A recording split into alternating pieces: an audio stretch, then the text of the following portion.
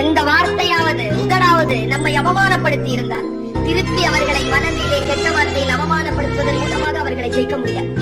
ஒரு ஆசிரியராக என்னுடைய ட்ரைனிங் இது. எப்படி ஜெயிக்கணும் தெரியுமா?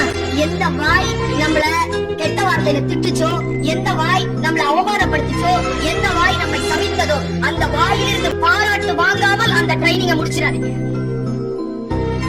அந்த கிளாஸ முடிச்சிடாங்க. வாழ்க்கையில் ஒரு வைராக்கியம் இருக்கட்டும். அடுத்த கட்டத்திற்கு நாம் போகின்ற பொழுது நமக்கு யாருமே பகை கிடையாது, நாமும் பகைவர்களை ஏற்படுத்திக் கொள்வதில்லை. என் மனதில் ஆபாசமான எண்ணங்களையும் ஆறாத ரணங்களையும் சுமக்கின்ற அளவிற்கு இந்த வாழ்க்கை வசதியானது இல்லை என் தோழமைகள். வாழ்க்கை மிக மிக குறுகலானதுதான். அடுத்த கட்டத்தில் அடுத்த 10 ஆண்டுகளுக்கு என்ன செய்ய வேண்டும், அடுத்த 5 ஆண்டுகளுக்கு என்ன செய்ய வேண்டும் என்கின்ற திட்டமிடுதலோடு நீங்கள் இருக்கின்ற பொழுது வாழ்க்கை உங்களுக்கு சில வெற்றிகளை தருகிறது என்பதற்காக